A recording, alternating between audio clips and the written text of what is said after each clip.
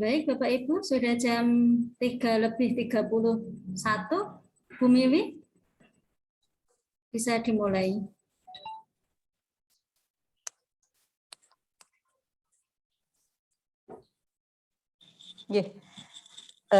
Sugeng rawuh kepada semua orang tua wali murid kelas B TKIT Insan Kamil Karanganyar.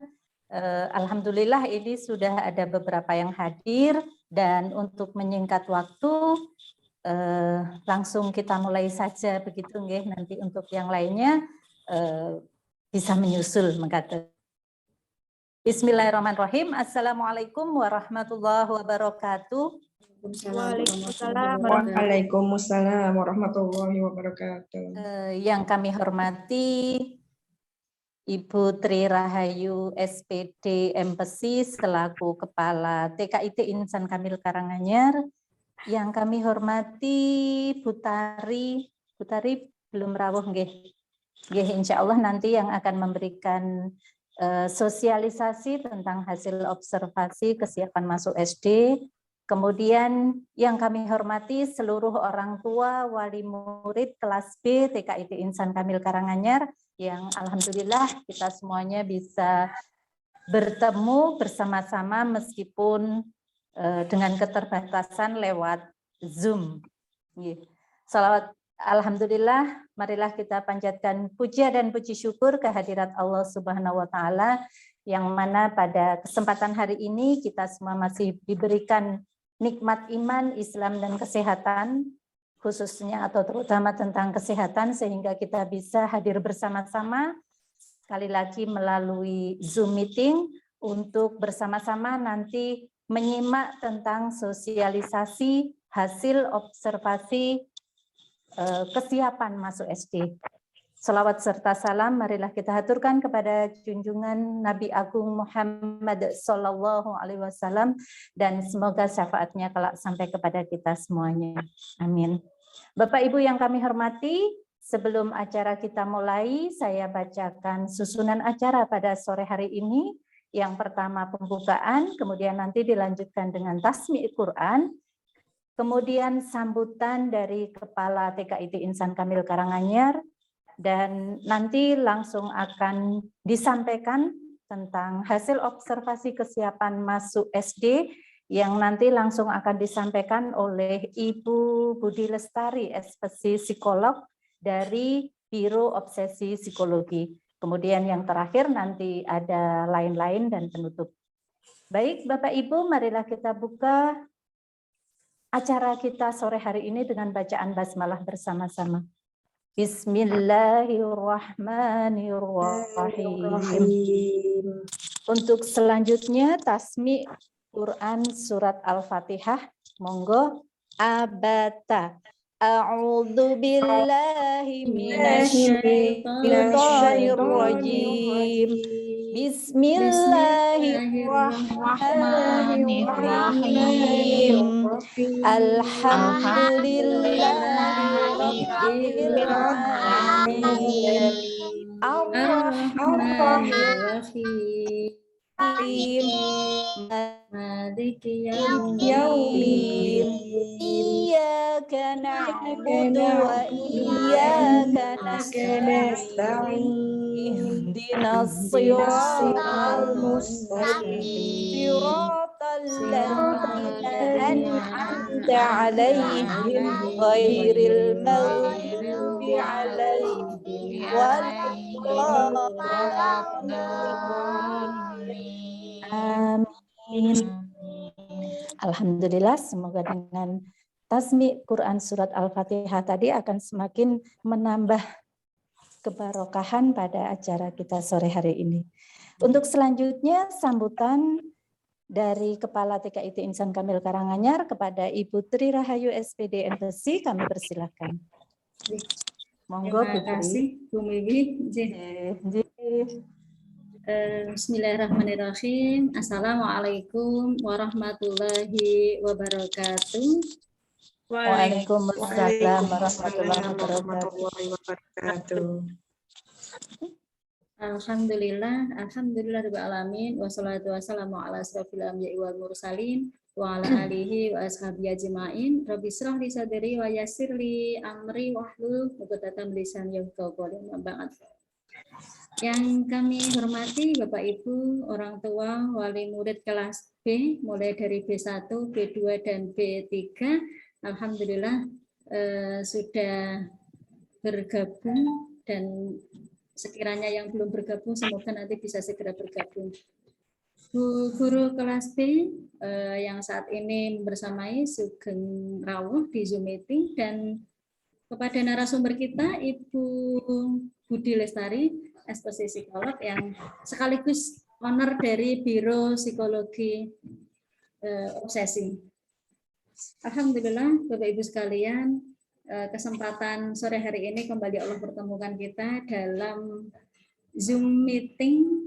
Mohon maaf belum bisa menghadirkan panjenengan semua dalam pertemuan luring karena harus membuat shift lagi begitu, dan kami harap sosialisasi hasil observasi kesiapan SD ini bisa segera Bapak Ibu terima begitu, sehingga kami menggunakan moda daring untuk menyampaikan hasil observasi ini. Shalawat dan salam kita limpah surahkan kepada Nabi Muhammad Shallallahu Alaihi Wasallam. Sallallahu alaihi wasallam. Semoga kita semua menjadi bagian dari umatnya yang tetap istiqomah sampai yaumul akhir, dan kita layak untuk mendapatkan syafaat beliau. Insya Allah. Amin ya rabbal alamin. Ibu sekalian, beberapa hari yang lalu kita bersama-sama membersamai putra-putri untuk mengikuti observasi kesiapan SD. Boleh, ini masih Oktober gitu ya, masih Oktober. Padahal SD-nya kurang lebih berapa bulan lagi Bapak Ibu ya? 2 tambah 6, kira-kira 8 bulan lagi. Ya, tapi ternyata Bapak Ibu ini harus segera kita lakukan begitu, sehingga nanti masih ada waktu kita untuk membersamai putra-putri apabila ada hal-hal yang sekiranya itu belum terpenuhi begitu. Dan hasil observasi kita ini kita gunakan untuk mengetahui sejauh mana anak siap, untuk mengetahui perkembangan anak, sejauh mana anak siap untuk mengikuti jenjang berikutnya. Begitu. Dan karena memang anak-anak ini kemudian satu dan yang lainnya adalah pribadi yang unik Bapak Ibu, pribadi yang unik dengan segala karakteristiknya masing-masing, dengan segala latar belakangnya masing-masing, maka kami nanti sangat berharap bahwa hasil yang nantinya Bapak Ibu peroleh sebagai laporan observasi kesiapan anak untuk masuk ke jenjang SD, mohon untuk di-keep sendiri. Artinya bahwa hasil itu nanti benar-benar kita gunakan sebagai cara untuk menstimulasi anak sekiranya apabila memang butuh distimulasi lebih jauh, dan tidak dibandingkan dengan anak yang lain begitu. Artinya itu hanya untuk kita, hanya untuk panjenengan semua sebagai orang tua. Oh, kok Ananda di sisi yang ini kurang begitu. Maka harapannya ketika itu kita sudah tahu mana yang kurang, kita bisa bersama-sama untuk meningkatkan. Dan nanti kita akan bersama-sama dengan Bu Tari membahas lebih jauh, tapi sebelumnya saya mohon izin untuk sebentar menyampaikan terkait sebenarnya apa saja begitu ya yang nanti akan Bapak Ibu dapatkan di hasil observasi. Ya. Bentar.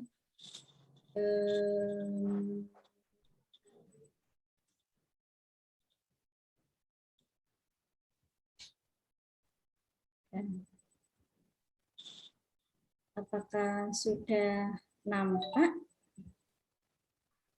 Sudah nampak ya, tapi kurang besar. Ya. Kurang besar. Baik, ya. Ibu-ibu, Bapak-ibu, Bapak Ibu, nanti kurang lebih Bapak Ibu akan mendapatkan laporan observasi anak seperti ini begitu ya. Jadi ada beberapa aspek, mulai dari penalaran umum, kemudian body skema, kemudian kerentanan adiksi gadget, motorik halus, keterampilan sosial, tanggung jawab, konsentrasi, ketelitian. Dan nanti ada skor yang bergerak di sini Bapak Ibu, mulai dari tinggi, kemudian cukup tinggi, cukup, AR atau agak rendah, dan rendah. Yang nanti akan menjadi perhatian kita semua adalah ketika anak-anak mendapatkan poin atau skor pada AR begitu. Itu nanti kita akan lebih perhatian di situ. Kalau kemudian di sini kosong, Bapak Ibu, aspek yang perlu ditingkatkan berarti anak sudah mencapai pada skor cukup tinggi atau ini ya C, CT atau T begitu. Artinya anak sudah memenuhi kriteria perkembangan di usia 5 sampai 6 tahun. Anak-anak yang sekarang kelas B ini mereka pada kategori usia 5 sampai 6 tahun. Kemudian kesimpulan bahwa anak disarankan untuk memasuki tahapan pendidikan selanjutnya atau mengikuti pembelajaran di SD. Contoh berikutnya Bapak Ibu, nanti barangkali, nah ini yang tadi saya sampaikan, di AR ya, di AR ada yang disilang begitu ya, ada yang disilang. Misalkan di sini contohnya adalah kerentanan adiksi gadget, kemudian motorik halusnya juga pada posisi AR atau agak rendah. Nah ini nanti aspek yang sama-sama kita perlu tingkatkan pada sisi motorik halus dan mengurangi adiksi gadget begitu. Ada catatan jika nanti ada yang butuh dicatatkan, tapi jika tidak berarti posisinya aman begitu ya. Jadi kesimpulan di sini dengan demikian anak disarankan dengan catatan. Agak berisik ya. Apakah ada noise, Bu Mimi? Tidak, Bu. Iya, ini saya masih di yayasan di SD SMP sedang ada proses pengecoran. Semoga tidak noise. Begitu Bapak Ibu kurang lebih seperti itu. Dan nanti akan lebih jauh kita akan lihat ini bersama dengan Bu Tari. Barangkali ada hal-hal yang Bapak Ibu tanyakan ya, terkait dengan bagaimana cara meningkatkan perkembangan misalkan motorik halus, kemudian bagaimana cara meningkatkan tanggung jawab dan seterusnya. Nanti Bapak Ibu bisa bertanya kepada beliau. Tetapi hasil ini nanti Bapak Ibu bisa panjenengan dapatkan mulai hari Senin barangkali ya, mulai hari Senin pada saat panjenengan menjumpai Bu Siti Amin. Nanti di sana kita sudah siapkan panjenengan laporan dari masing-masing anak atau putri. Hari ini kita akan mendengarkan terkait dengan sosialisasi hasil observasi, tapi secara keseluruhan. Secara pribadi, secara masing-masing anak, nanti panjenengan bisa dapatkan saat mengambil putra putri atau pada saat mulai hari Senin insya Allah kita sudah siapkan. Begitu Bapak Ibu, semoga kegiatan hari ini memberikan manfaat yang sebesar-besarnya dan kami harap nanti ketika kemudian ada hal-hal yang perlu ditingkatkan terkait dengan misalkan motorik halus atau terkait dengan kesiapan SD yang lainnya, maka stimulasinya kita betul-betul terapkan sesuai dengan tahapan perkembangan. Tidak didrill, tidak dengan paksaan, tidak dengan hal-hal yang bisa mengganggu perkembangan otak anak. Kira-kira nanti harapannya lebih jauh kita akan masuk di dalam bersama dengan Bu Tari. Semoga beliau sudah bergabung. Apakah sudah bergabung Bu Tari? Sebentar, Bu. Silakan ya, alhamdulillah. Baik, kurang lebih demikian Bapak Ibu, semoga cuaca sore hari ini mendukung sehingga kita bisa mengikuti sampai selesai. Biasanya sore begini sudah mulai hujan ya. Semoga nanti kita bisa mengikuti sampai selesai dan berharap betul-betul penuh manfaat dan barokah. Mohon maaf. Assalamualaikum. Waalaikumsalam warahmatullahi Assalamualaikum wabarakatuh. warahmatullahi wabarakatuh. Jazakumullah khairan kasir Putri untuk sambutannya di sore hari ini. Dan tadi ada pesan dari Bu Kepala Sekolah begitu nggih.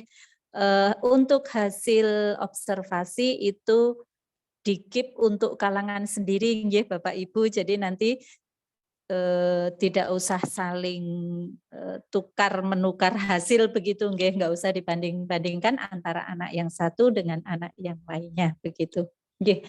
Untuk selanjutnya adalah sosialisasi hasil observasi kesiapan masuk SD yang nanti akan langsung disampaikan oleh beliau Ibu Budi Lestari, SPC psikolog. Beliau adalah langsung dari Biro Obsesi Psikologi. Kepada Ibu Tari, monggo waktu sepenuhnya kami berikan.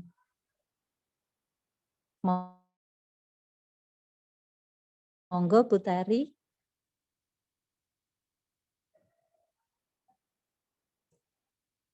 Bu Tari, monggo kami persilahkan.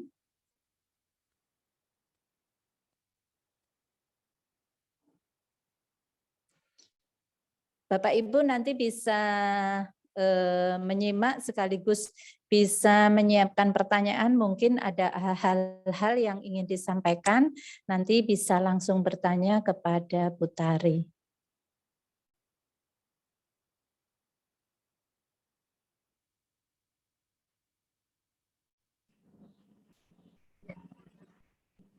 Bu Tari, Sebentar, sepertinya siap. baru ada saya ini kan dulu. Oke. Bapak Ibu tentunya sudah ini sudah menunggu-nunggu hasil dari observasi kemarin yang sudah dilaksanakan di TKIT begitu. Jadi nanti itu sebagai acuan, sekali lagi hasil itu nanti sebagai acuan untuk kesiapan putra-putri memasuki jenjang berikutnya, jenjang SD. Nanti jika ada hal-hal yang misalnya seperti tadi hasilnya ada yang AR begitu nggih, nanti bisa bisa bersama-sama untuk di-upgrade mungkin untuk kesiapan masuk SD begitu.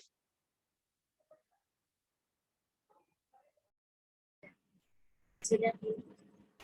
Nggih. Bu Tari, monggo.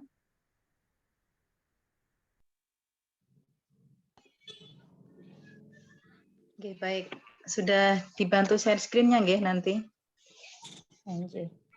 Suara saya udah sampai? Sampun, Bu. Oh, nggih, nggih. Nggih, Maaf monggo, tadi ada Bu. iklan. Nggih. Sebentar, saya buka materi dulu nggih. Ya, saya mulai dulu. Bismillahirrahmanirrahim. Assalamualaikum warahmatullahi wabarakatuh. Waalaikumsalam Waalaikumsalam warahmatullahi warahmatullahi wabarakatuh. Ya, alhamdulillah ya Ibu Bapak sehat semua ya. Ada bapaknya enggak ini? Ada sepertinya, Bu. Iya, ada ya.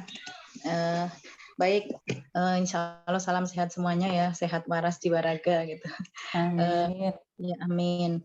Langsung saja untuk kali ini, karena juga keterbatasan waktu ya, saya akan sampaikan materi yang semoga bisa bermanfaat buat kita semua begitu ya, terutama untuk orang tua yang anaknya mau masuk ke SD, jenjang SD begitu. Bisa jadi mungkin ada yang anaknya baru kali ini mau masuk SD, maksudnya baru anak yang pertama gitu ya, biasanya deg-degannya tuh lebih kerasa gitu dibanding dengan yang sudah punya pengalaman kakak-kakaknya sudah masuk SD begitu ya. Nah, di sini gitu saya akan jelaskan beberapa hal ya. Maaf ini saya jelaskan dulu. Beberapa hal karena materi tentang persiapan masuk sekolah dasar itu sangat banyak sekali gitu ya. biasanya psikolog itu memakai beberapa tool assessment gitu. Nah, kebetulan untuk di insan Kamil gitu di TKIT ini gitu ya, ada sedikit tambahan yang itu memang saya rasa perlu kita apa istilahnya ketahui terkait, nanti akan saya jelaskan tentang body schema, kenapa kita harus tahu itu, dan juga ada kerentanan terhadap adiksi gadget gitu ya, karena ya pandemi ini memang luar biasa gitu ya, nggak cuma sehari 2 hari, sebulan 2 bulan, tetapi bisa dibilang hampir 1,5 tahun dan jelang 2 tahun gitu kan ya, sehingga akhirnya saya merasa butuh ada tambahan data untuk menggali itu gitu. Baik, langsung di slide berikutnya ya. Kenalan, kalau saya nggak terkenal sih ya, tapi beberapa mungkin sudah kenal ya. Sedikit kenalan dulu ya. Nama saya Budi Lestari, saya biasa dipanggil Bunda Tari. Saya tinggalnya di Gonilan ya, dekat kampus UMS. Ya, kemudian anak saya 3, kebetulan di 3 level pendidikan berbeda ya. Yang kecil tuh SD kelas 3, yang kedua itu kelas 8 SMP gitu ya, yang terakhir yang nomor 1 kelas 11 gitu ya. Kelas 11 di SMA di boarding gitu ya, di Magelang. Baik, lanjut untuk materi yang awal gitu ya, slide pertama. Di sini kita memang mau tidak mau gitu ya harus memahamkan gitu ya bahwa kesesuaian antara usia dan kematangan anak itu ada kaitannya. Nah, di sini kenapa gitu ya? Kenapa? Karena itu salah satu aspek dari kesiapan gitu ya. Buktinya juga beberapa gitu ya, beberapa anak walaupun tidak selalu ya, tidak selalu ketika usianya itu kurang dari 6 per Juli rata-rata itu kurang dari 6, bahkan untuk data tersendiri ya di Dapodik itu kan butuh rekom dari psikolog gitu, bahwa memang dia siap kalau misalkan pun nanti tetap masuk SD. Nah, secara umum anak-anak dengan usia yang kurang lebihnya matang ya, 6 sampai 7 tahun rata-rata lah matangnya seperti itu lebih siap untuk mengikuti kegiatan pembelajaran. Nah, untuk kali ini ya, jujur ya saya sampaikan, yang kemarin itu gitu ya, untuk observasi yang kita lakukan, kita memang agak turunkan grade-nya. Karena ya masa pandemi itu, gitu ya, masa pandemi yang berkepanjangan, bahkan bisa jadi mungkin selama rentang kelas TKB yang harusnya itu stimulasi kognitif ataupun akademik itu, terutama akademik gitu ya, dan juga ya sosial, emosi dan seterusnya itu bisa ter-up maksimal di sekolah, mau nggak mau kan ya itu jadi tugas orang tua di rumah, bukan berarti mengabaikan dari tugas orang tua gitu. Saya yakin sudah berusaha optimal, tetapi pasti tidak akan seoptimal ketika ada pendampingan dari sekolah begitu ya. Nah, baik, di sini kenapa harus siap? Karena kita berharap gitu ya, anak-anak itu ketika memasuki usia SD, dia lebih enjoy, dia tidak mengalami kendala awal masuk sekolah dasar. Biasanya kendalanya adalah adaptasi. Adaptasi gimana tidak dia harus siap gitu ya, karena ketika anak dari rentang TK ke SD, adaptasinya tuh banyak sekali. Yang pertama misal dari sisi adaptasi tempat, adaptasi suasana pembelajaran gitu ya. Kemudian juga adaptasi dari sistem pembelajarannya, pendampingannya, teman-temannya yang jauh lebih banyak. Kemudian juga waktu belajar yang lebih lama dan banyak sekali itu adaptasinya gitu ya. Nah, harapannya kalau anak itu sudah siap, matang secara psikologis terutama ya, dia akan mampu memiliki kemampuan untuk problem solver, menjadi problem solver atau penyelesai masalah. Segala hal itu insya Allah akan bisa mudah teratasi gitu ya. Baik, slide berikutnya. Nah, di sini mana kematangan sekolah gitu ya. Nah, di sini school maturity atau kematangan sekolah, masuk sekolah. Jadi di sini merupakan pertumbuhan biologis yang perlu tercapai. Jadi secara biologis itu harus sudah tercapai gitu ya.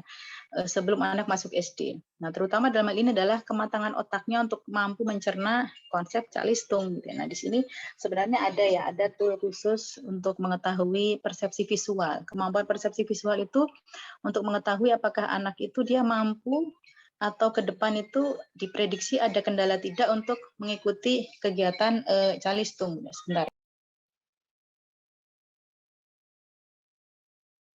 Ya, jadi seperti itu. Kemudian yang kedua ya, makna kematangan otak itu adalah Jadi kematangan itu tidak bisa dikarbit bahasa di sini gitu ya, tidak bisa dipercepat. Nah, secara umum usia kematangan itu rata-rata 6 sampai 7 tahun. Kalau setahu saya gitu ya, untuk insan kamil insya Allah sudah mengkondisikan agar bisa ya kurang lebihnya seperti ini gitu ya, 6 sampai 7 tahun, walaupun kalau dipas-paskan tetap sulit ya. Mau lahir kok dipaksakan jangan lahir dulu, nunggu sampai jelang per Juli 6 tahun ya tidak bisa kan kayak gitu ya. Itu. Kemudian dalam hal ini kematangan sekolah itu secara umum otak kiri itu pesat berkembangnya. Otak kiri itu yang terkait dengan logika berpikir, gitu ya. Bagaimana anak untuk menelaah sesuatu, problem solving, begitu. Nah, di sini tentunya perlu banyak stimulasi. Gitu. Dan berikutnya terkait kematangan sekolah itu, bahwa kematangan sekolah itu dipengaruhi oleh yang pertama usia, temperamen anak, gitu, dan cara belajar. Nah, dalam hal ini kalau usia kan nggak bisa dibohongi ya, maksudnya itu secara kronologis pasti ada. Jadi kalau menurut psikologi itu ada dua perbedaan usia gitu ya. Usia secara kronologis kalender, ya berarti usia sesuai kalender kita. Oh anak ini sudah 6 tahun, oh anak ini sudah 7 tahun gitu ya. Tetapi dalam psikologi itu ada namanya usia kematangan, usia psikologis gitu ya. Nah dalam hal ini usia yang itu memang kesesuaian secara tumbuh kembang, oh anak ini gitu ya, dia usianya sudah 7 tahun secara kronologis kalender, tapi kemampuan dia masih setara kurang lebihnya gitu misalnya ya, dalam hal sosial emosinya baru setara kayak 5 tahun. Berarti kan ada miss atau ada 1 tahun rentang tugas perkembangan yang perlu di-up. Nah, gitu. Nah, dalam hal ini saya sangat memaklumi gitu ya. Memaklumi anak-anak kita, anak-anak insan kamil gitu ya. Karena memang pandemi yang sedemikian lama, proses bentukan berbagai macam konsep yang harusnya tumbuh di istilahnya dikondisikan oleh sekolah. Dalam hal ini kan akhirnya anak karena 1,5 tahun di rumah gitu ya, baru aja kan ini yang masuk ada PTM. Nah, mau nggak mau memang ada hal-hal yang itu stimulasi yang kurang maksimal begitu. Baik, itu. Kemudian slide berikutnya terkait dengan kesiapan sekolah. Nah, kesiapan sekolah ini tentunya namanya siap itu kan perlu matang dulu gitu ya.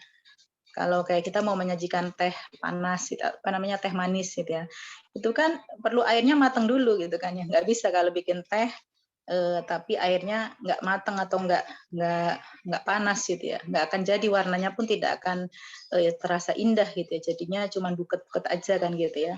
Nah dalam hal ini akan ada efek timbal balik gitu ya, ataupun ada hubungan yang timbal balik gitu ya antara sesuatu yang proses alamiah dan di situ dilakukan stimulasi gitu ya. Maksudnya secara alamiah itu secara umum gitu ya, anak usia 5 tahun dia akan berkembang kemampuan bicaranya, dia akan berkembang konsep ya kematangan psikologisnya. Nah, di sini perlu biar itu lebih meningkat ada stimulasi. Nah, di sini saya kira dari sekolah ya, Putri dan rekan-rekan semua guru di sana sudah mengkondisikan dan memakai patokan KPSP. KPSP itu screening perkembangan. Nah, itu patokan awal. Paling tidak anak yang usia masuk SD, pastikan di rentang usia 72 bulan dia sudah terpenuhi semua. Itu penting gitu ya. Baik, lanjut. Nah, di sini aspek perkembangan anak ini yang harusnya memang selalu dikondisikan oleh guru-guru di sekolah dan juga orang tua di rumah. Insya Allah sekarang masih ada kesempatan ya untuk mengoptimalkan dari aspek-aspek perkembangan ini. Yang ini sebenarnya kan sudah terjabar ya dalam indikator yang ada di kurikulum TK gitu. Lanjut. Ya, berikutnya. Nah, ini secara umum ya. Secara umum ciri anak yang siap masuk SD itu ya ada banyak sekali. Ini secara umum ya saya sampaikan. Yang pertama, perkembangan fisik matang di usia sebayanya. Maksudnya dari usia sebayanya dia misalnya katakanlah mau masuk SD itu rata-rata 6 tahun atau jelang 7 tahun. Nah, dia secara fisik sudah matang, sudah mampu mengikuti gitu ya, dari sensori geraknya, sensori taktil dia, sensori visualnya, semua itu sensori sudah sangat terintegrasi, sekian sensor dalam tubuh dia untuk memastikan dia siap untuk sekolah dasar gitu ya. Nah, terkait ini mungkin nanti bisa dijelaskan lebih lanjut ya, karena terbatas waktu juga terkait dengan pyramid of learning gitu ya, piramida belajar. Piramida belajar itu di sana dasar awalnya itu adalah bahwa dalam diri anak gitu ya, anak yang mau masuk sekolah dasar, awalannya itu harus terstimulasi dengan baik gitu ya.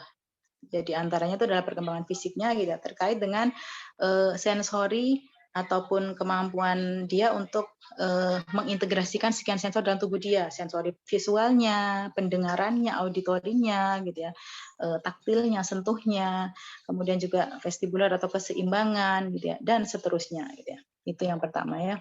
Dan yang kedua, perkembangan fisik yang ini selaras dengan perkembangan mental. Nah, kalau perkembangan mental yang tadi saya bilang, usia psikologis.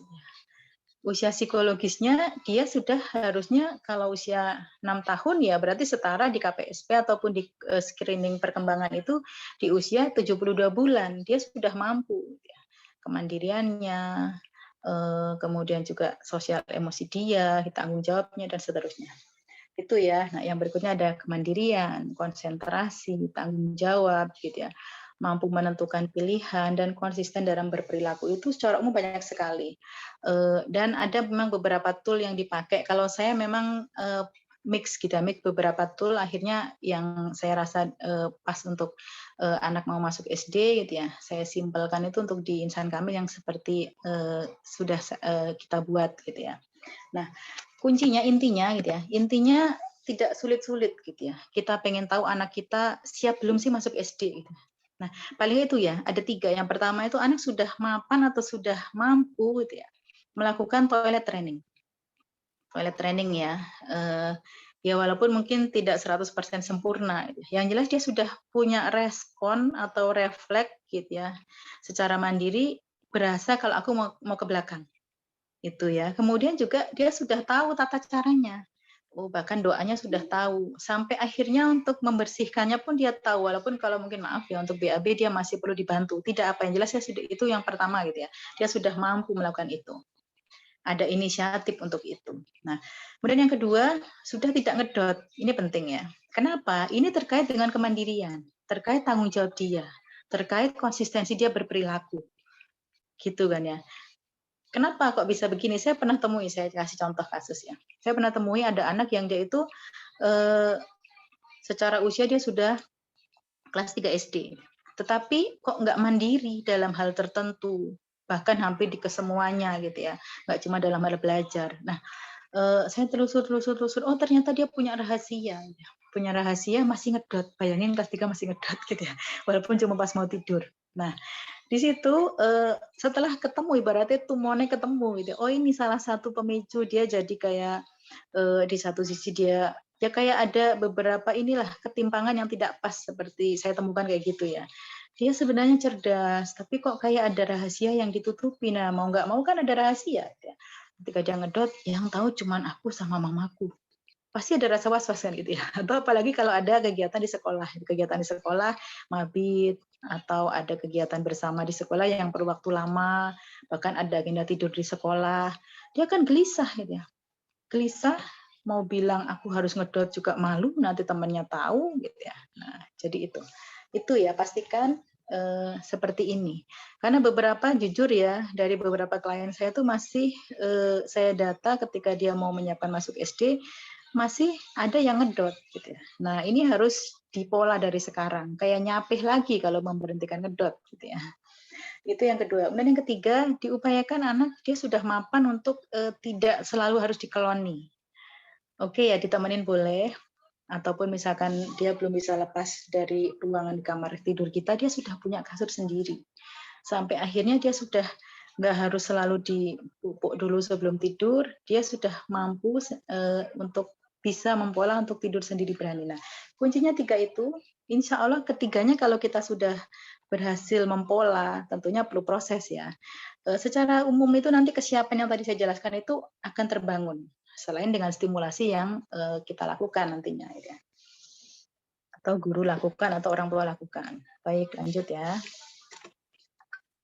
Nah, di sini sebelum anak masuk SD harus dipastikan anak itu matang. Nah, kalau saat ini pandemi, sekali lagi seperti saya bilang ya, saya punya banyak permakluman untuk standar kematangan gitu ya. Karena memang ya itu tadi, stimulasi kurang maksimal gitu ya. Nah, di sini ada beberapa fenomena ya. Ini secara umum ya, bukan cuma saat pandemi ya. Secara umum, pandemi atau non pandemi. Fenomena yang terjadi itu adalah kadang ada orang tua yang justru malah bangga gitu ya, menyekolahkan anak yang usianya kurang matang. Karena merasa anakku udah pintar baca tulis loh, udah bisa baca, hafalannya banyak. Bisa jadi karena itu. Itu sempat kalau nggak salah itu sekian tahunan yang lalu gitu, itu sempat ada fenomena kayak gitu. Nggak apa-apa, belum mateng. Nah, sampai akhirnya ternyata gitu, sebagian besar akhirnya menurut saya nih ya, pengamatan saya pribadi, berdasarkan dari klien yang datang ke saya gitu ya. Awalnya baik-baik saja, tapi di kelas 3, 4 itu seiring dengan beban pembelajaran yang lebih berat, pendampingan sekolah, guru juga pasti sudah lebih mengarahkan mandiri ke anak. Gitu. Muncullah respon dalam diri anak itu mengalami berbagai macam masalah. Nah, yang intinya itu adalah kesulitan belajar. Itu tadi ya. Nah, ternyata ya ditelusur-telusur itu ya karena memang itu tadi beberapa, walaupun tidak semua loh ya. Karena kurang matangnya secara psikologis. Dan patokan matangnya itu kan tidak hanya dari calistung aja. Begitu ya, itu ya. Kemudian di sini ada beberapa catatan. Kematangan itu butuh proses. Nah, namanya butuh proses itu ya butuh stimulasi, butuh support gitu ya. Nah, untuk mengetahuinya sebenarnya ada dengan tes psikologi gitu ya. Biasanya saya pakai betul sesuai kebutuhan gitu. Kalau dia memang mau didetek ada mengarah ke disleksia atau diskalkulia dan seterusnya itu ya saya pakai tool tersendiri gitu kan ya. Kemudian bisa juga dengan observasi, wawancara ke gurunya gitu, ditanyakan ada yang khusus enggak. Kalau ada kekhususan ya perlu memang toolnya lebih lengkap gitu ya dipakainya. Nah, di sini pun kita perlu pahami bahwa setiap anak itu berbeda gitu ya. Perlu dalam hal ini ya kerjasama antara rumah dengan sekolah, antara orang tua dengan gurunya begitu. Baik, itu ya. Kemudian berikutnya lagi, bentar. Nah, selanjutnya slide yang berikutnya ya. Nah, ini kemarin yang sudah diterima ataupun nanti bakal diterima oleh ayah bunda semua, gitu, ibu bapak semua. Hasil pemeriksaan psikologisnya saya ambil beberapa aspek ini. Yang pertama adalah penalaran umum. Nah, maksudnya penalaran umum itu anak gitu ya. Ini penalaran umum itu salah satu aspek dari kecerdasan ya. Kalau aspek kecerdasan itu kan ada banyak. Ada kalau lengkap itu ya IQ lengkap, IQ verbal melingkupi, kalau nggak salah itu seingat saya ada 10 aspek gitu ya, 10 atau 12 aspek. Nah, di sini kita kemarin gitu ya, kita cukup ambil satu bagian dari penalaran umumnya. Nah, dalam hal ini merupakan kemampuan dasar untuk dia mampu secara akalnya gitu mengikuti kegiatan pembelajaran. Itu yang pertama. Kemudian yang kedua, nah ini body schema gitu ya. Ini kita perlu detek juga karena ya tadi ya stimulasi yang kurang gitu ya. Terkadang membuat anak itu menjadi kurang mampu memiliki penghayatan dan kesadaran terhadap tubuh dan terhadap diri pribadi. Kok ini penting gitu ya? Saya rasa ini penting gitu karena anak usia menjelang SD bahkan nanti ketika dia sudah SD gitu ya, dia butuh tahu ini bisa menempatkan diri. Oh aku sekarang udah besar. Oh aku berada di posisi ini. Aku duduk di sini. Bu guru di sana. Gitu. Nah dia harus nanti akan saya jelaskan itu secara detailnya ya. Yang jelas dalam hal ini berarti dia perlu tahu juga, wah aku di sini, di depanku ada siapa, di samping kananku ada siapa, dia tahu positioning dia gitu ya. Kemudian dia tahu bahwa unsur tubuhku itu perlu dijaga. Ya tadi ya terkait contohnya adalah di toilet training. Kenapa aku harus pipis di kamar mandi? Kenapa harus kemudian setelah itu dibersihkan, disentor dan seterusnya. Dia kalau body skemanya bagus gitu ya, insya Allah dia mampu memiliki kemampuan penghayatan yang mendalam untuk dirinya dan akhirnya adalah masuk ke unsur menjaga dan itu yang kedua. Kemudian yang ketiga kerentanan adiksi terhadap gadget. Nah dalam hal ini bukan berarti ya kalau di hasil itu ada yang agak kurang berarti anak dia memang sudah teradiksi gadget, tidak. Hanya saja dia memiliki kerentanan yang lebih ketika tidak kita kelola untuk penggunaan gadgetnya. Begitu ya.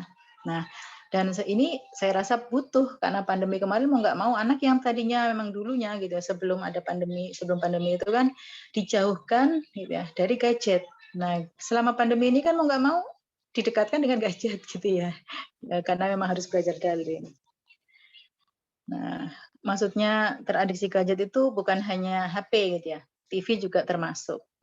Baik. Kemudian berikutnya motorik halus. Motorik halus itu memiliki kemampuan dalam hal dia menggunakan otot-otot halusnya yang ini nanti terkait kesiapannya untuk menulis.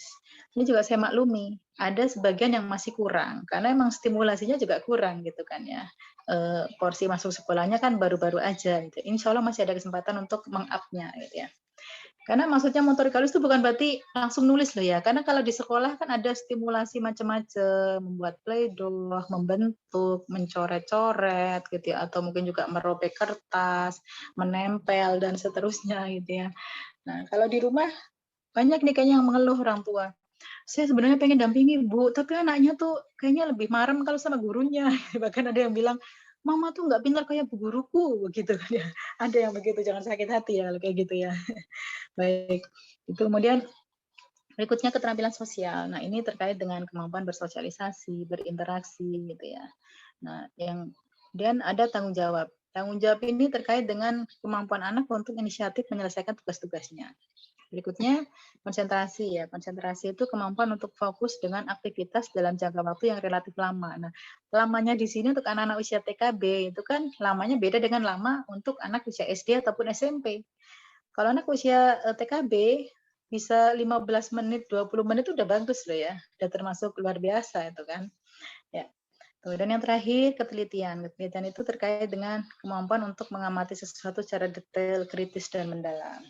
Nah, misalkan nih ya, dari hasil itu ada beberapa yang memang sepertinya agak kurang gitu. Ini saya akan jelaskan ada beberapa caranya bagaimana untuk meng-up-nya gitu.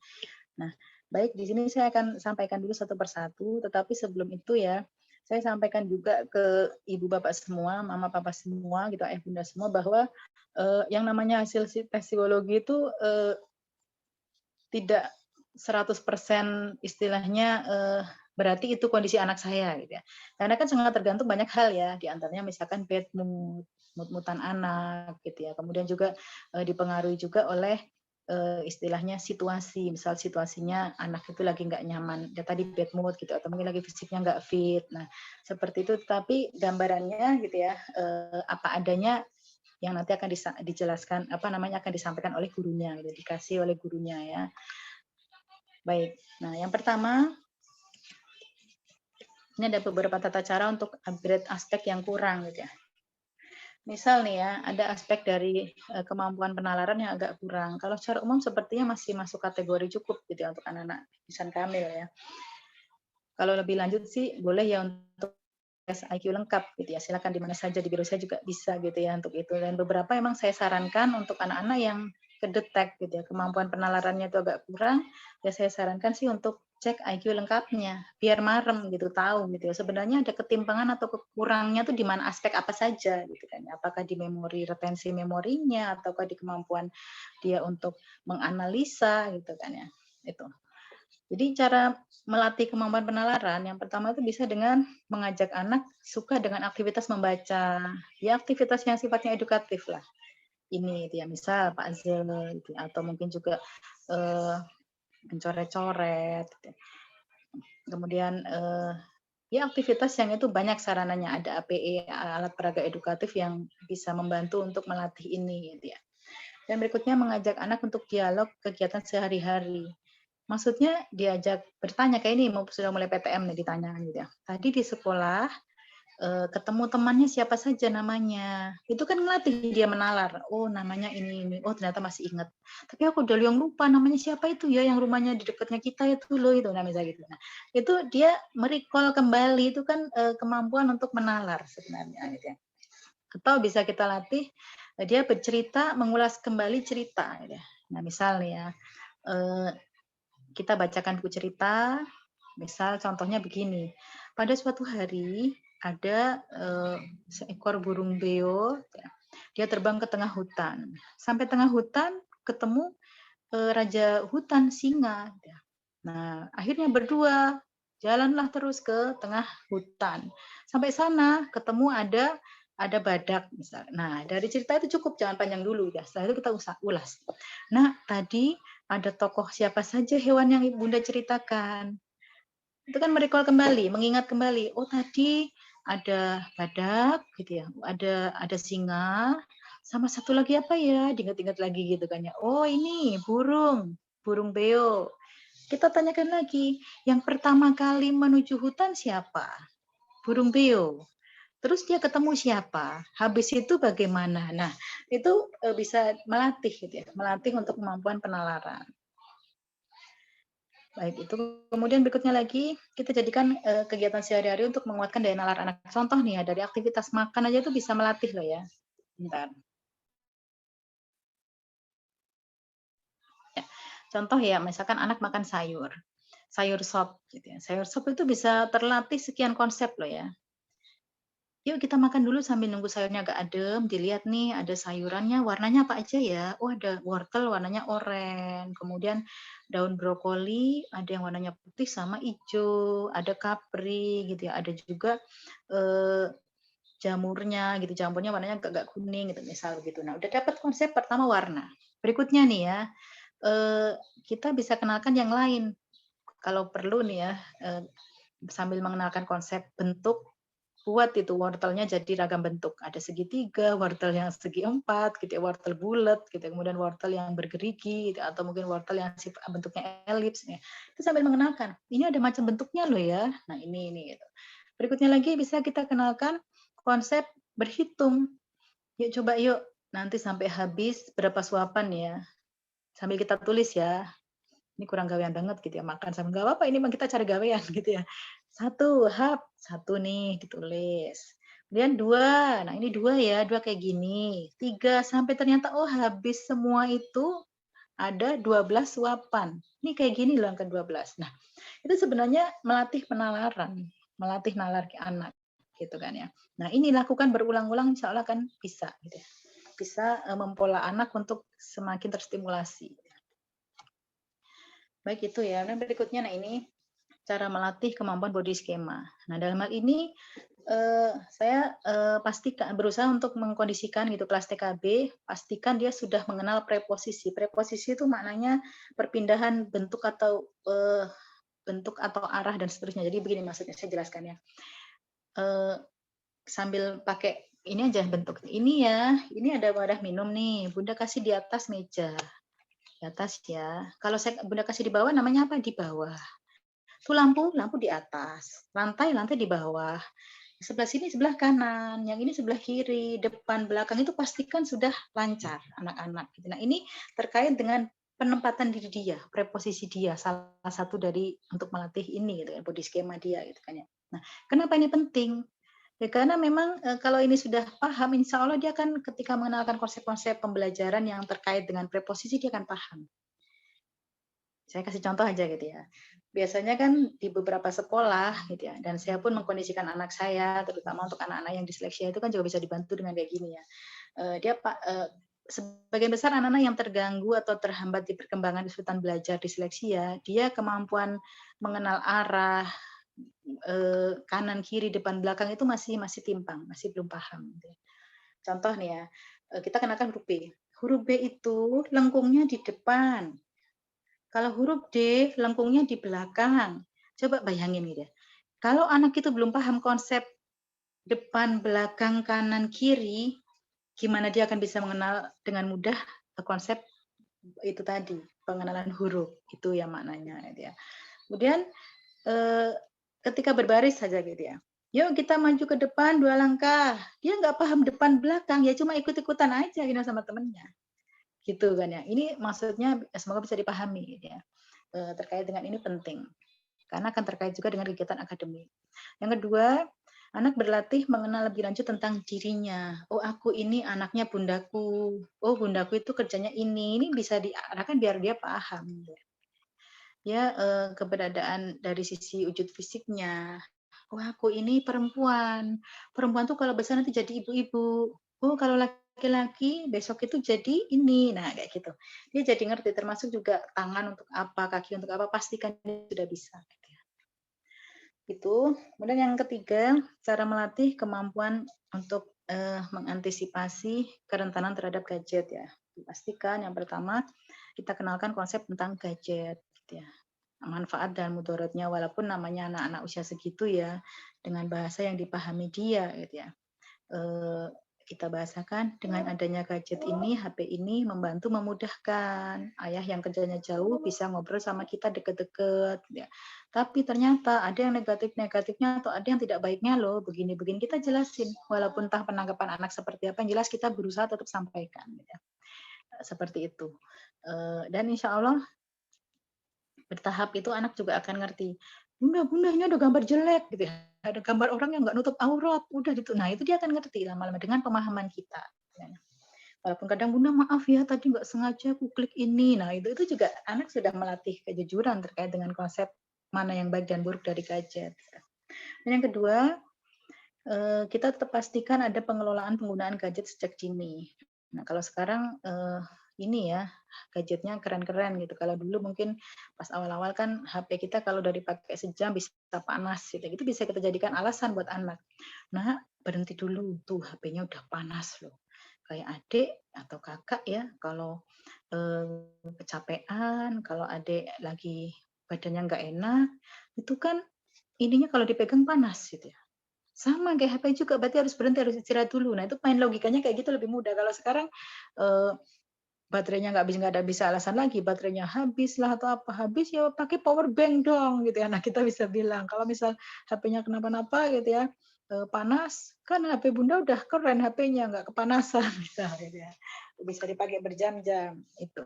Itu kemudian yang terakhir ya, yang terakhir cara melatih antisipasi gadget itu latih penggunaan gadget atau TV gitu ya, dengan pastikan itu ada pengawasan preventif dari orang tua. Nah ini memang kita tidak bisa 100% mendampingi gitu ya. Tapi tetap kita ya inilah gitu ya saat dia memegang HP diusahakan ada yang mengetahui isinya apa saja. Ketika ada ini pastikan juga dia jujur menyampaikan ke kita gitu ya. Kalau kadang keliru klik, salah pencet gitu ya. Baik.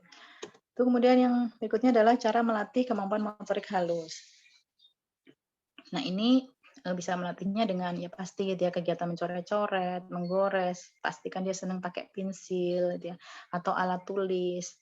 Bahkan kalau anak bosan pakai alat tulis yang bentuknya pensil atau bolpen atau spidol, bisa dia menulisnya dengan pasir, menulisnya dengan media di kulit kita gitu gini ya, B itu begini misal gitu, ataupun C itu gini, menulisnya di angin gitu ya, di atas angin misal gitu kan ya, atau di air nuliskannya, boleh nggak apa-apa untuk melatih gitu kan ya, melatih dia mengenal huruf dengan berbagai macam media. Nah dalam hal ini kalau motorik halus ya dengan aktivitas yang itu memang melibatkan ini ya otot-otot halusnya gitu ya. Kemudian yang kedua dengan cara adanya stimulasi untuk kelenturan otot halusnya. Misal dengan kegiatan-kegiatan bisa meronceng gitu ya, pakai media sedotan dipotong-potong gitu ya, atau dibikin manik-manik. Atau kalau zaman kecil kita dulu tuh pakai ini ya, dipeteki itu ya. Kalau saya bahasanya dipeteki. Apa itu daun singkong ya, yang ada panjangnya itu kemudian dipotong jadi kalung. Itu kan juga ngelatih motorik halus sebenarnya. Anak yang motorik halusnya tidak baik pasti akan cepat lepas itunya. Kita dulu sangat terlatih ya karena sangat sering mainan kayak gitu ya. Bikin dari pelepah pisang dipotong-potong gitu kan. Kemudian kalau sekarang juga masih bisa ya pakai kayak gitu. Kemudian dibuat stempel kayak stempel pakai pelepah pisang itu. Itu melatih kelenturannya, banyak cara gitu ya. Berikutnya lagi dengan ini ya, misal mengurangi hal-hal yang sifatnya jadi apa istilahnya ya, bukan pengganggu, tapi hal-hal yang sifatnya mengurangi stimulasi dari otot halus. Ya anak kalau udah kebanyakan di depan gadget gitu, biasanya dia akan males, apalagi sudah mengenal huruf-huruf lewat pencet klik, ini L langsung keluar, C langsung keluar. Dibanding dengan dia harus menuliskan huruf L, huruf A, kan berat itu, capek gitu. Nah, makanya di sini pastikan kalau anak-anak yang belum terlatih motorik halusnya jangan terlalu sering di depan ini ya, screen harus dijaga screen time-nya gitu ya. Maksudnya di depan gadgetnya harus dijaga waktunya. Baik. Itu ya. Dan juga pastikan posisi jari tepat saat menulis. Nah, ini bisa dilatih sejak usia TKB. Maksudnya posisi jari tepat ya seperti kita tahu gitu kan ya. Bahkan ada kan ya, ada namanya apa itu namanya ya? Saya lupa namanya. Jadi yang bisa membantu untuk membenahi posisi, tapi itu dipakai benar-benar kalau memang dia sudah dilatih tidak mampu gitu ya. Apa itu namanya? Saya lupa ya. Pensil grip ya. Pensil grip itu untuk membantu melatih membenarkan posisi nulis. Baik. Kemudian selanjutnya untuk melatih kemampuan interaksi atau sosialisasi pada anak ya. Nah, ini saya kira sih intinya dengan memperbanyak dia berkawan. Nah, ini saya maklumi kalau ada beberapa yang agak kurang gitu, ketemu orang asing dia kaget, ketemu dengan gurunya kembali di sekolah dia kaget ya karena memang selama pandemi kita kan benar-benar jaga jarak gitu ya. Kita benar-benar hindari ketemu dengan banyak orang, dengan kerumunan. Padahal kerumunan atau komunitas bahkan bersama-sama peer group-nya itu sebagai sarana untuk melatih, menstimulasi interaksi anak dengan sekitarnya jadi bagus gitu ya. Nah, ini kemarin kan dihindari gitu kan ya. Nah, wajarlah ketika ada hal-hal yang timpang ataupun kurang berkembang pesat ya. Nih cara-caranya kembali lagi diperbanyak interaksi. Ini alhamdulillah sudah mulai PTM, sudah mulai ada tatap muka walaupun terbatas ya. Dan insya Allah itu akan membantu untuk lebih buat anak pesat ya dari sisi sosialisasinya. Lanjut. Ya, berikutnya ini ya, cara melatih tanggung jawab pada anak. Nah, dalam hal ini melatih tanggung jawab pada anak, kita pastikan anak untuk bisa menjadi sosok yang bertanggung jawab. Misal nih ya, dia bukan berarti langsung dikasih hukuman ataupun langsung dikasih teguran gitu ya. Misal nih ya, dia pulang kok basah kuyup gitu ya. Kenapa? Kan kita mungkin langsung spontan, dia kok basah kuyup gini masuk angin dan gitu. Kita tanyakan dulu, adik tadi kenapa, ada apa? Ceritakanlah gitu ya. Aku tadi gitu ya, berangkat gitu. Kok berangkat dari sekolah mau ke rumah gitu ya. Wudhu dulu. Ternyata aku keliru gitu, keliru kebetulan di kamar mandinya itu ada yang keran untuk shower dan ada keran yang untuk wudhu, langsung keran keluar. Aku keliru bunda ini, ya sudah jadinya basah. Nah, itu dia mampu untuk menjelaskan itu suatu hal yang menandakan dia mampu bertanggung jawab. Bertanggung jawab atas apa yang terjadi, apa yang dia rasakan itu. Nah, di sini berarti terkait dengan kemampuan verbalnya, menyampaikannya. Atau kadang anak bingung mau ngomongnya, itu loh bunda itu loh di toilet tadi loh begini di kamar mandi tadi loh gini. Pokoknya ada air yang nyemprot gitu loh. Nah, dia bingung ngomongnya. Nah, kita cari tahu ke sekolah. Oh, ternyata dia kena air di shower. Salah mencet saklar ininya, kerannya itu ya. Begitu. Kemudian berikutnya lagi cara melatihnya itu bisa dengan ya kita ceritakan gitu ya. Ceritakan kisah-kisah dan sepertinya kalau anak-anak itu bisa kita kondisikan untuk mendengarkan cerita kisah kita dulu. Contoh nih ya, misal kita pengen memberikan konsep tanggung jawab ke anak, dia tertib dengan barang miliknya, atau dia bisa menjaga barang miliknya dengan cerita kita dulu. Nah, tak bilangin gitu ya, sebentar ya.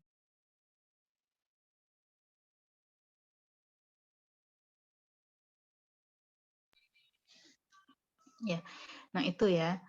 Misal dengan cerita kita dulu ya. Dulu Bunda pernah loh ya pas sekolah itu ngilangin mainannya teman atau pensilnya teman. Bunda akhirnya bilang gitu ya, maafin ya aku ya gitu ya. Ini pensil yang kusukai loh kata temanku gitu. Kata teman Bunda bilang begitu. Mau nggak mau kan Bunda harus tanggung jawab ganti. Dari tabungan Bunda itu tak kumpulin. Setelah kumpul tak kasihkan, tak belikan yang hampir sama bentuknya gitu yang seperti yang dia sukai. Ya udah alhamdulillah seneng. Nah dengan cerita gitu dia kan tahu oh ternyata Bunda pernah ya ngalami kayak gitu ya, yang kayak aku rasakan. Aku pernah kayak gitu juga, ternyata Bunda pernah. Nah itu akan membuat anak dia lebih marem gitu untuk melakukan, dia harus tanggung jawab. Itu ya. Dan aktivitas sehari-hari saya kira bisa kita lakukan untuk membuat anak lebih bertanggung jawab ya. Termasuk nantinya menyelesaikan tugas-tugas. Baik, ini yang kemudian berikutnya ya. Cara melatih agar anak bisa fokus. Nah, awalnya memang kita untuk mengkondisikan apapun gitu ya, termasuk melatih konsentrasi itu harus mengkondisikan anak dia melakukan itu dengan apa yang dia sukai. Yang suka anak ya permainan. Nah, di sini kita bisa pakai ragam jenis permainan ya untuk mengkondisikan anak bisa tertib. Nah, tapi ada pakemnya ya. Kadang mungkin kita dengan dalih sayang sama anak gitu ya, mainan semua kita sediakan, dari mobil-mobilan, ada kemudian alat perang-perangan misalnya gitu, ataupun alat untuk pertukangan, macam-macam gitu ya. Nah, pastikan itu jangan semua disajikan ke anak. Kayak di sekolah aja kan gitu. Berbagai macam alat itu kan disimpan dulu. Sesuai tema baru dikeluarin, tertentu. Bahkan hiasan-hiasannya pun juga tidak terlalu banyak gitu ya. Sesuai dengan apa yang dibutuhkan saja. Kenapa? Ya kan mengganggu konsentrasi.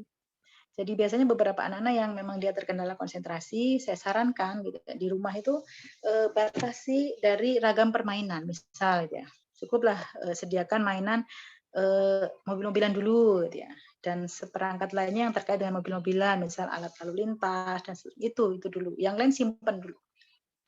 Kemudian setelah itu udah disimpan ya nak ya, jadi satu di box ini, berikutnya yang lain. Nah, ini memang ribet gitu ya, menyita energi kita, tetapi itu bisa melatih sebenarnya, dia lebih fokus gitu kan ya. Nah, kalau dia sudah mulai mampu fokus dengan satu itu, bolehlah ditambah. Ada distraknya, distrak itu pengganggu yang lain gitu. Misalnya ada mainan yang lain. Mainan misal gitu ya, hewan-hewanan. Atau mungkin ada kayak bentuk donat numpuk, itu silakan nggak apa-apa, sudah mulai dikondisikan. Tapi kita pastikan selesaikan ini dulu, baru nanti tambah main yang ini. Gitu kan ya. Nah, itu. Kemudian berikutnya lagi kita bisa latih anak untuk mendengarkan instruksi kita dulu baru melakukan. Contohnya simpel mudah ya untuk melatih konsentrasi, ini saya kasih gambaran contoh aja. Kita kasih pesan ke anak melakukan sesuatu hal, contoh nih ya. Nah, tolong ya. Ya, dia taruh di mana? Itu di tengah. Jadi, misal nih ya,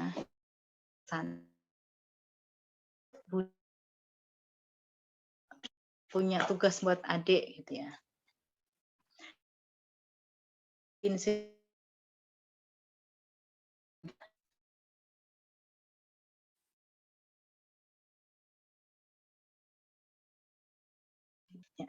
Nah, baik. Jadi misal gitu ya, silakan ambil bukunya Bunda atau pensilnya Bunda, ambilkan ya 2 gitu ya, di sana. Dah buku cukup 1, kita pesankan ambilkan 1 ragam benda, tapi jumlahnya 2 gitu ya.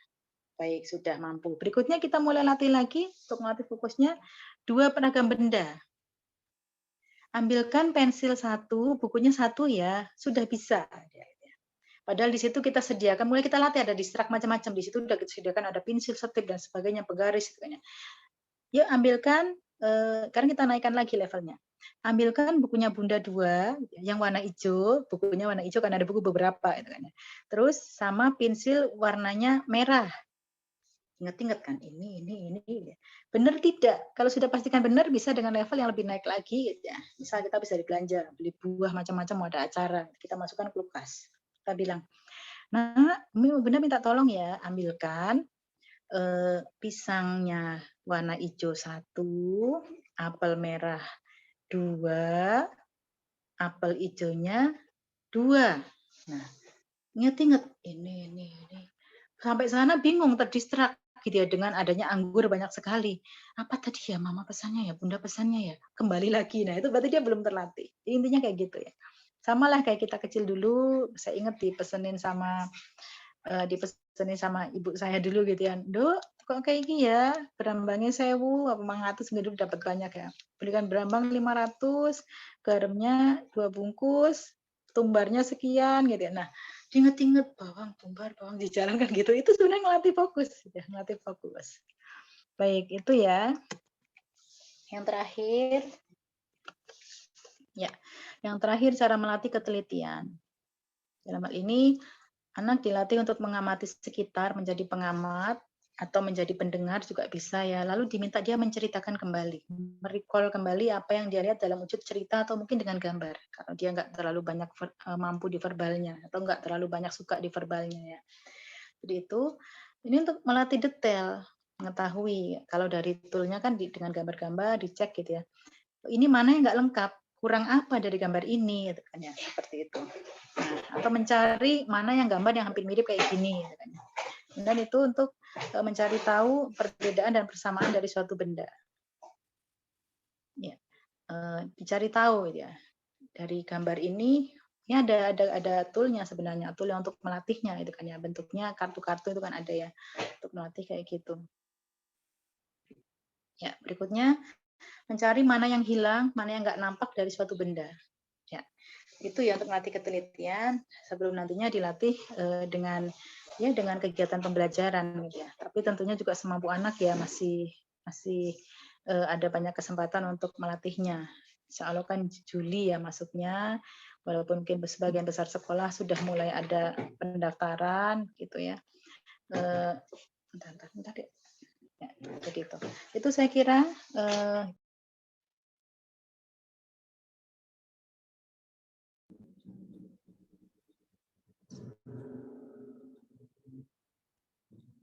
Jazakumullah khairan katsir Bu Tari yang sudah menyampaikan sangat detail begitu nggih. Dan monggo kepada Ayah Bunda mungkin ada hal-hal yang mau disampaikan atau ditanyakan kepada Bu Tari. Monggo kami persilakan kalau mungkin ada hal-hal yang mau ditanyakan.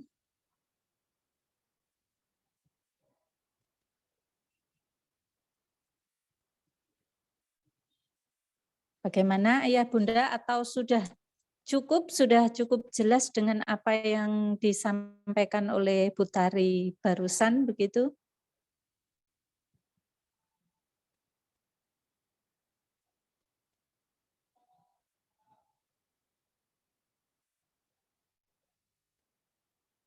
Halo?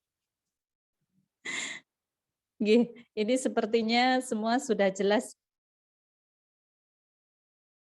begitu dengan apa yang disampaikan, dengan apa yang dipaparkan oleh Bu Tari tadi. Alhamdulillah juga yang Bunda semuanya sudah jelas begitu nggih. Mungkin ada sedikit closing statement gitu Bu Tari, mungkin ada pesan untuk Ayah Bunda yang saat ini sedang mempersiapkan putra-putrinya untuk masuk SD begitu.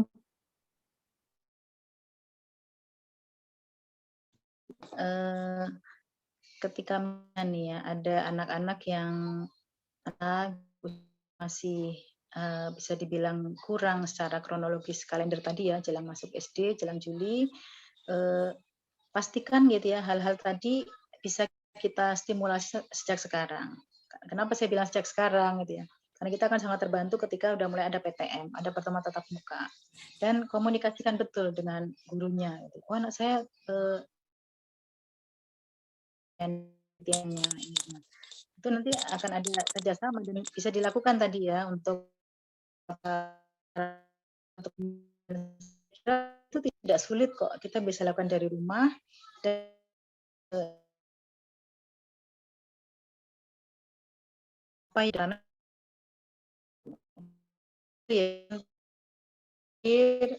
di forum ini gitu ya, kita berharap benar-benar kalau dari sisi calistungnya aja atau dari sisi akademiknya,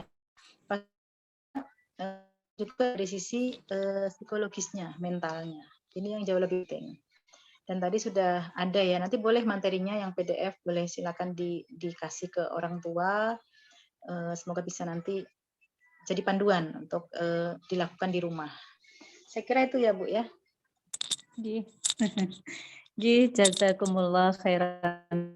Sekali lagi untuk Bu Tari yang sampaikan sosialisasi, observasi kesiapan masuk SD. Semoga Ayah Bunda semuanya bisa semakin jelas begitu nggih tentang apa-apa persiapan untuk masuk SD. Jadi sekali lagi untuk persiapan masuk SD tidak hanya kematangan dari calistung tetapi juga kematangan secara psikologis seperti yang tadi sudah banyak dijelaskan oleh Bu Tari. Dan karena tidak ada yang bertanya begitu, semoga semuanya sudah sangat jelas begitu. Alhamdulillah Bu Tari, sepertinya memang semua sudah. Bentar Bu, ini Alhamdulillah Putari. Saya bacakan dulu nggih Putari. Silakan. Alhamdulillah Putari, terima kasih dan bahwasanya sore ini untuk PR-nya untuk saya pribadi PR-nya lebih ke orang tua ya, kita yang juga harus siap melepas anak Oh, untuk iya. disiplin dan bertanggung jawab. Oh nggih. Nggih, saya kira bertanya begitu nggih. Alhamdulillah semuanya sudah jelas dan insya Allah Senin Ayah Bunda sudah bisa mengambil hasil observasi kesiapan masuk SD yang sudah dilaksanakan di pekan kemarin, begitu silakan bisa mengambil print out hasil observasinya di bagian admin dengan Bu Siti, begitu. Dan sekali lagi seperti pesan dari Bu Tri Kepala TKIT tadi bahwa hasil observasi itu untuk kalangan pribadi begitu ya, untuk pegangan orang tua, jadi minta tolong tidak dibanding-bandingkan dengan anak-anak yang lain.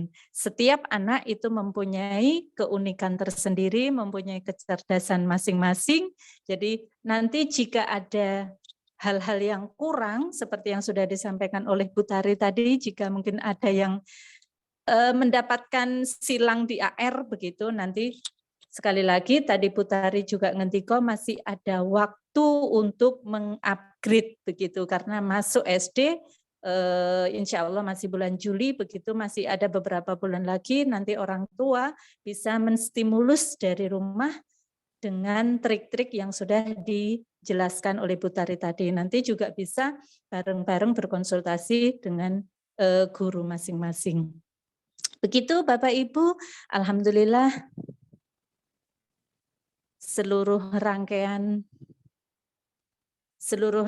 acara pada sore hari ini sudah selesai kita laksanakan, dan kepada Ayah Bunda kami mohon untuk bisa mengisi link presensi acara sosialisasi hari ini. Link presensi sudah dikirim di chat Zoom. Jadi mohon nanti orang tua bisa mengisi link presensi acara sore hari ini. Juga link presensi sudah kami share di grup kelas masing-masing. Dan marilah kita tutup untuk acara kita sore hari ini dengan membaca istighfar, hamdalah, dan doa penutup majelis. Astaghfirullahaladzim, alhamdulillahirabbil alamin, subhanakallahumma wa bihamdika asyhadu an la ilaha illa anta astaghfiruka wa atubu ilaik. Sebelum saya tutup dengan salam, ada sesi foto dulu Bu Ati.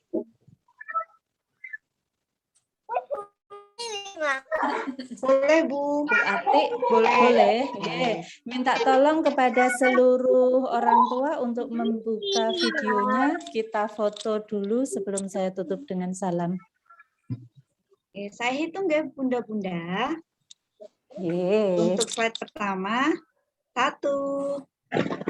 Sebentar, kita tunggu yang lain. Belum.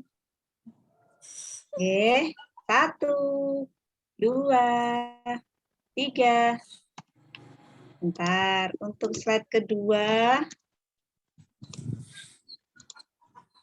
Wah, tidak dibuka semua kameranya slide kedua.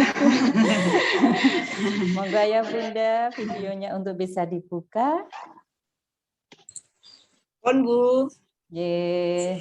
Jazakillah khair Bu Ati. Sekali lagi jazakumullah khairan katsira kepada Bu Tari yang sudah meluangkan waktunya dan bisa hadir menjelaskan bersama-sama kepada kami tentang observasi kesiapan masuk SD. Kemudian juga kami mengucapkan jazakumullah khairan katsir kepada seluruh orang tua wali murid kelas B yang kerso hadir dan menyimak dari awal hingga akhir acara pada sore hari ini. Allah khairan katsir Putri, dan saya tutup acara sore hari ini dengan Nak. Kita akhiri ya Nak ya acara sore hari ini. Wassalamualaikum warahmatullahi wabarakatuh. Waalaikumsalam warahmatullahi wabarakatuh. Terima kasih Bapak Ibu. Aku Bu Guru. Iya. Tadi ada yang kangen Bu Guru ya. Pamit ya Mbak Bu Tri, Bu Merin. Guru semua. Terima kasih Ji. Bapak Ibu. Terima kasih Bu Semoga Guru. Sama-sama Mbak Merin. Monggo kepada Ayah Bunda kami persilakan untuk boleh meninggalkan ruang Zoom meeting. Matur nuwun.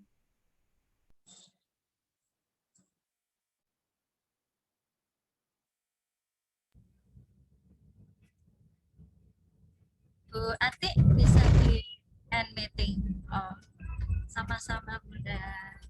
Iya Bu. Saya tutup ya, Ayo Bunda. Zoom-nya.